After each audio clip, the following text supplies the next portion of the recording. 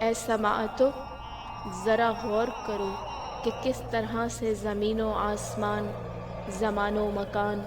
اور ہر ایک تخلیق خدا سرزمین کربل پر حیران ہے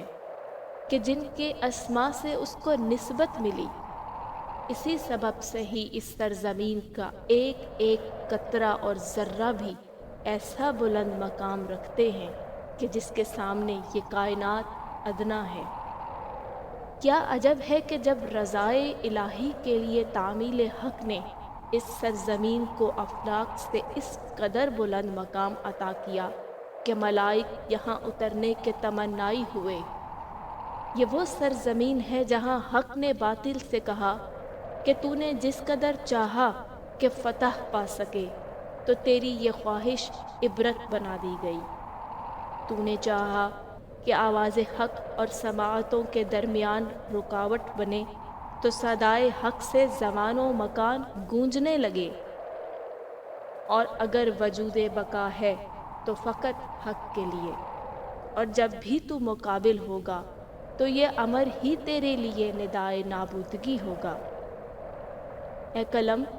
تمہیں کیسے اس شمشیر کی محویت کا ادراک ہو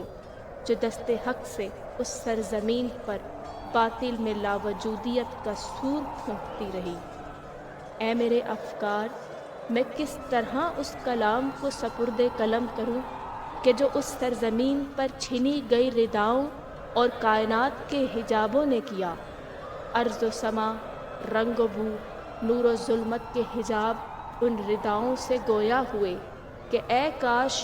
کہ اس سے پہلے تم اٹھائی جاتی، ہم اٹھا لیے جاتے۔ اور رداؤں نے کہا کہ ہم اس حجاب کی مانند ہیں جو خالق نے ان نگاہوں پر کیا جو تاب نہ رکھتی تھیں کہ نور کو دیکھ سکتی۔ دست باطل نے ہمیں وجود ہائے نور سے اٹھایا، اور باطل کی بینائی نہ رہی کہ پھر راہ حق کو دیکھ سکے۔ احساس من، یہ وہ سرزمین ہے کہ جس سے درد و دکھ، ظلم و ستم کی داستان پیوستہ ہے، مگر تعمیل حکم الہی عجب تھی کہ جس کی راہ میں وقت حیات ادنا تھی، اور پھر موت نے حیات سے کہا کہ اے میری راہ کی مسافر، آج مجھ کو رتبہ شہادت ملا، اور میرے دامن میں ایسے لال و جواہر آئے جو میں نے پہلے کبھی نہ دیکھے تھے۔ اور جب دست باطل سے وہ تیر اس ننھے حلق کی جانب آیا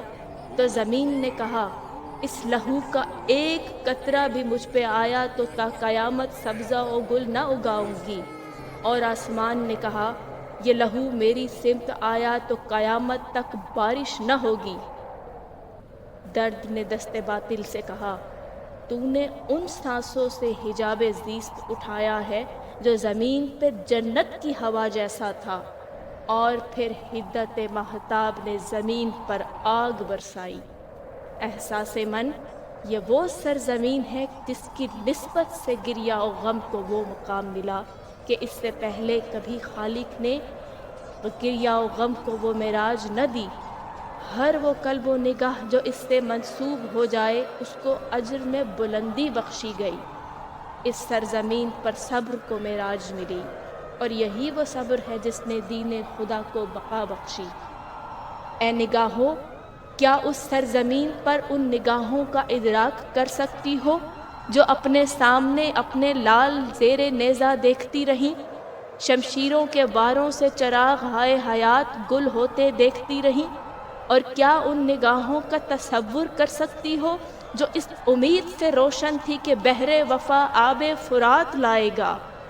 اے سماعتوں، ان سماعتوں کا ادراک کرو جو حل من ناصر ینصرنا کی صداؤں سے گونجتی تھیں، اس فتح حق سے جو رنج و علم سے پیوستہ ہیں۔ انہیں کس طرح حصار حرف میں لاؤں کہ میری نگاہوں میں لہو سے تر وہ ارض کربلا، وہ افلاک کہ جو چاہتے تھے کہ گر جائیں، آفتاب و مہتاب کہ جو بے بس تھے، بحر و بر کے جو شرمندہ تھے اور اپنے ہونے پر نالاں تھے کہ کیوں کر اس تشنگی تک رسائی نہ پا سکے، اور ہر اس چشم کے بہتے ہوئے اشکوں سے اپنی بخشش کے طلبگار ہوئے جو کیفیت تشنگی میں پانی کو پکارتی رہیں۔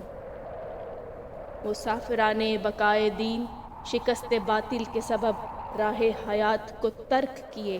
اپنی منزل کی جانب گامزن رہے، اور جب اپنے لہو سے سرزمین کربلا کو سرخ کیا اور لبادہ تن سپرد کربلا کیا تو سرزمین کربلا نے کہا: اے خالق،